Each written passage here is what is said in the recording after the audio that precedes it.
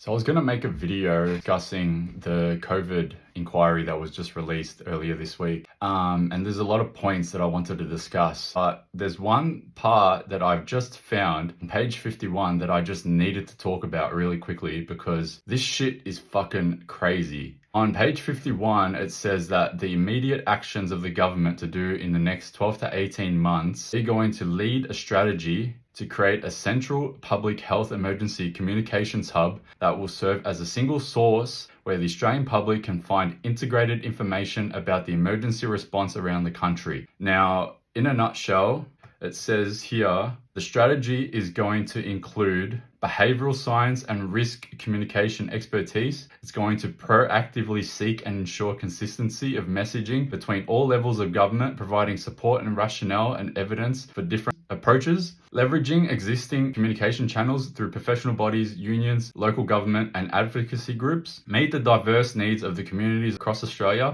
including through code design, and include mechanisms to coordinate and consolidate communications, considering the timing and frequency of announcements. Now, this is where it gets really scary. Included in the strategy for addressing the harms rising for misinformation and disinformation, it is going to incorporate an information environment and ongoing narrative monitoring to combat the spread of misinformation. They are going to monitor the narrative for the next national emergency that happens in Australia. Narrative monitor.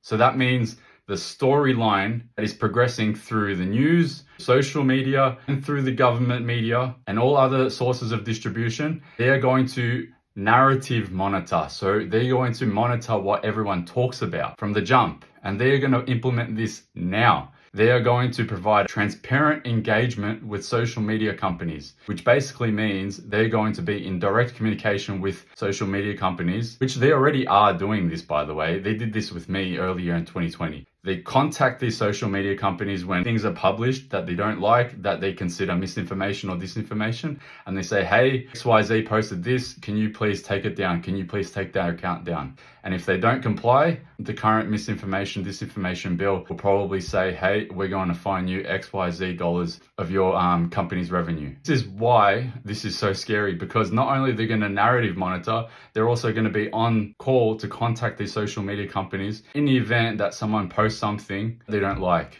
Now, it gets even worse than this. You're going to create a strategy to promote and coordinate policies to increase the resilience of the information environment. The Public Health Emergency Communications Hub is going to make sure there is going to be a coordinated policy to monitor and control all of the information that's spread during the next national emergency in Australia.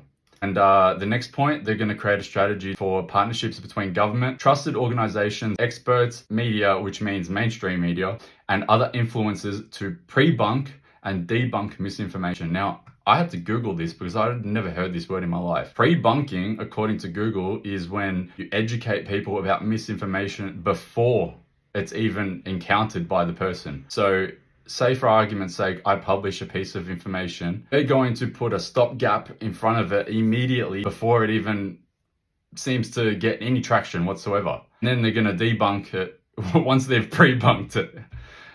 Wow.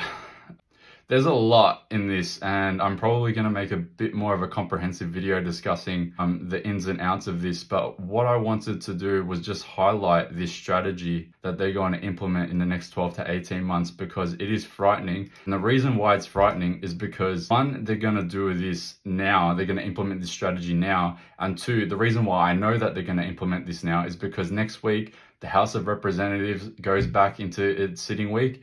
By all estimations, they're going to continue the misinformation, disinformation second reading, and then it'll progress through the Senate where they'll probably vote yes for it, and then it'll become legislation before the start of next year. And then if this happens, then, well, they've got us all by the balls because they're not only going to be able to control all aspects of it from pre-bunking and debunking, they're also going to have an emergency communications hub to control it all.